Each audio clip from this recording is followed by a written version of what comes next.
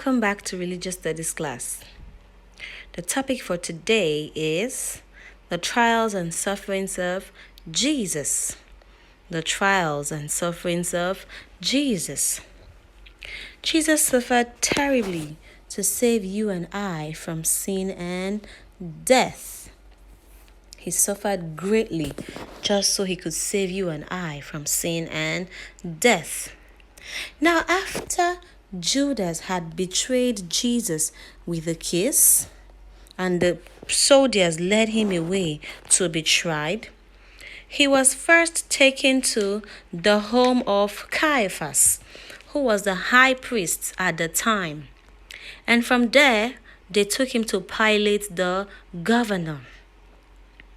The people began to accuse Jesus, saying, "We caught this man misleading our people, telling them not to pay taxes to the emperor, and claiming that he himself is the Messiah, a king." Pilate questioned Jesus at length, and he asked him, "Are you the king of the Jews?"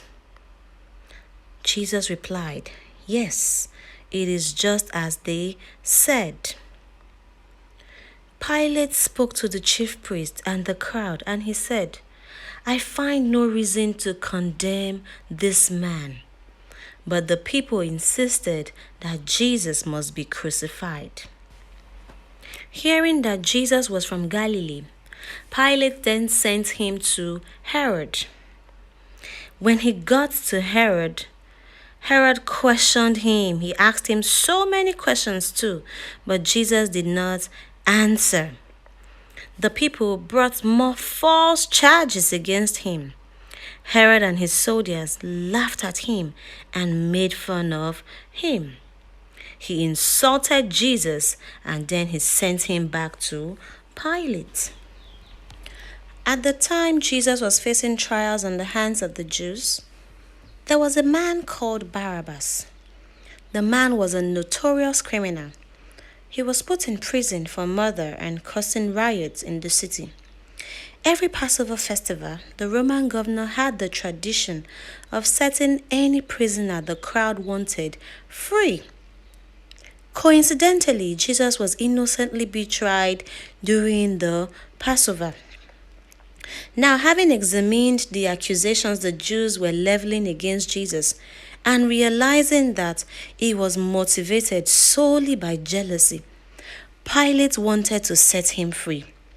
So when the crowd gathered and asked him for the usual favor of setting one prisoner free for them, he asked them, "Which one of these do you want me to release for you? Which one of these two do you want me to release for you? Jesus or Barabbas?" Surprisingly, the people chose a criminal as against Christ.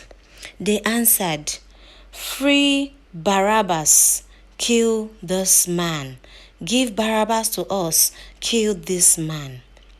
So Pilate decided to give them what they wanted.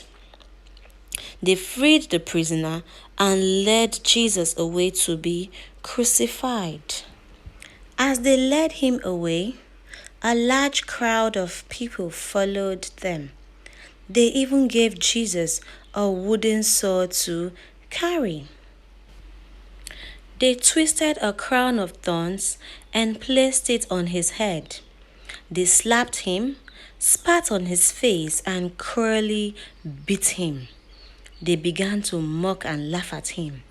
They saluted Jesus mockingly, saying, "All hail the King of the Jews."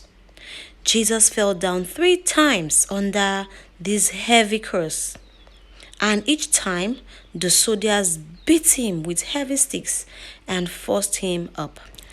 At a point, they feared that he might die before they reached where they were to crucify him, and so they seized a man from the crowd. His name was Simon, a native of Cyrene, and they forced Simon of Cyrene to help Jesus carry his cross. 2 other men were led out to Jesus to be killed. Both of them had broken the law. Jesus was brought to a place called the Skull. There they nailed him to the cross. He hung between two criminals. One was on his right and one was on his left. Then Jesus said, "Father, forgive them, for they don't know what they are doing." The soldiers divided his clothes by casting lots. The people stood there looking. The rulers even made fun of him. They said, "He saved others. Let him save himself, if he is truly Christ the King, the chosen one." The soldiers also came up and poked and made fun of him too. They offered him vinegar. They said, "If you are truly the King of the Jews, save yourself." Even one of the thieves mocked him and said he should save all of them if he was Christ the King. But the other criminals scolded him, saying, "Don't you have any respect for God? We are being punished for our sins, but this man hasn't done anything wrong."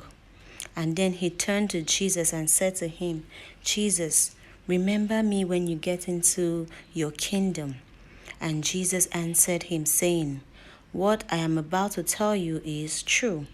Today you will surely be with me in paradise." When it was about noon, the whole land was covered with darkness until 3 o'clock. The sun had stopped shining. The temple gate was torn into two. Then Jesus cried out in a loud voice, saying, "Father, into your hands I commit my spirit." And after he said this, he took his last breath. And that was how Jesus gave his life for you and I on the cross, to save us from our sins and to reconcile us back to God. Jesus came into this world to save the world from sin. That's one of the importance of the sacrifice of him giving his life for us on the cross. He came to the world to save the world from sin. He gave his life because he loved the world so much and did not want it to perish. He paid the great price by giving his life for you and I to reconcile and restore our fellowship with God. He laid his life down so that all the works of the devil will be destroyed. And he also died for us so we can be free from sicknesses and diseases and any kind of infirmity. Now, all these are some of the importance why Jesus sacrificed himself for you and I. Wow, what an interesting class this has been. I hope to see you in the next class. Bye.